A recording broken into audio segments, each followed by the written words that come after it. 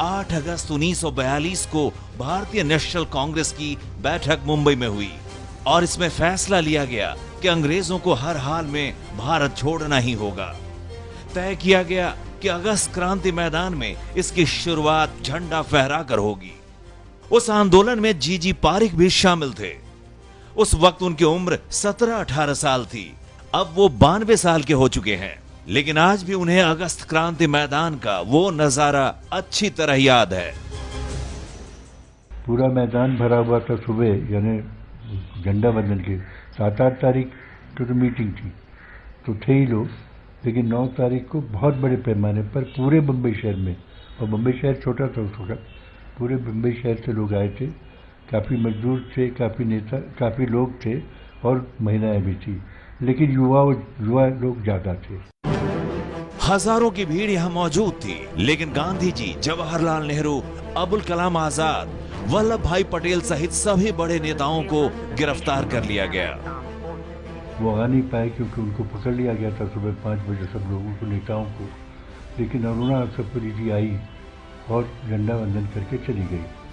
हमारे बहुत हजारों लोग उस वक्त थे मैदान में।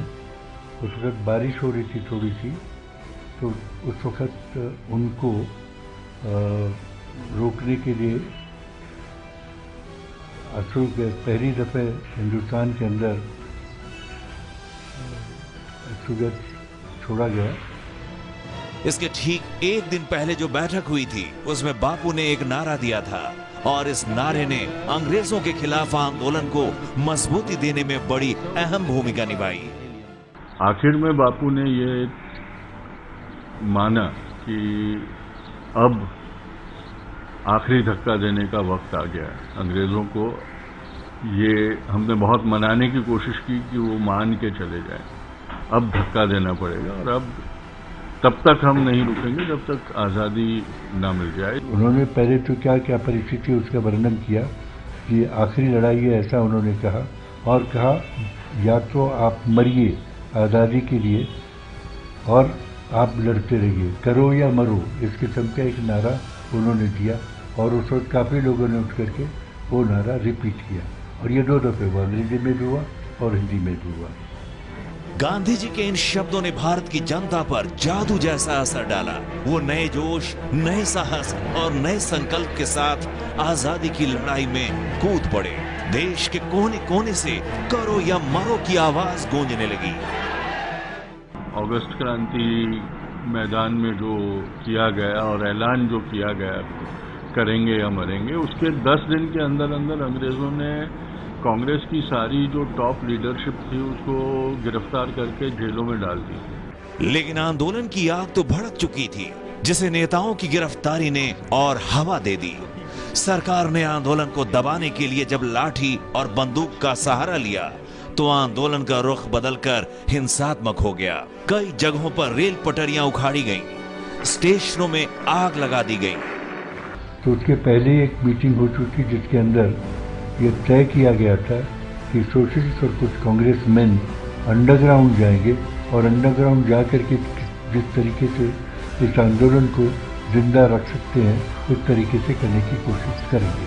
तो ये निर्णय पहले हो चुका था और उसकी असर 9 तारीख के बाद पूरे हिंदुस्तान के अंदर दिखाई दी। अगस्त क्रांति मैदान से शुरू हुआ भारत छोड़ो आंदोलन अब जन आंदोलन के रूप में तब्दील हो चुका था। भारत के हर जाति वर्ग के लोग इसमें शामिल थे, खासकर युवा। उन्होंने अपने कॉलेज छोड़ दिए और जेल का रास्ता अपनाने लगे, अपनी कुर्बानियां दी और उसका सारे का जो एक टोटल हुआ, एक टोटल इफेक्ट हुआ, वो ये हुआ कि अंग्रेज समझ गए कि जिस मुल्क का एक भी इंसान नहीं चाहता कि हम रहें, हाँ थोड़े बहुत उनके पिट्ठू थे लेकिन ज्यादातर लोग उनको नहीं चाहते थे। और भारत छोड़ो आंदोलन भले भारत को आजाद न करा पाया, लेकिन उसके इतने बड़े रूप को देखकर अंग्रेजों को यह मानना पड़ा कि उन्होंने भारत पर शासन का अधिकार खो दिया है। आखिरकार लंबे संघर्ष के बाद अंग्रेजों ने हार मान ली और 15 अगस्त 1947 को देश आजाद हो गया।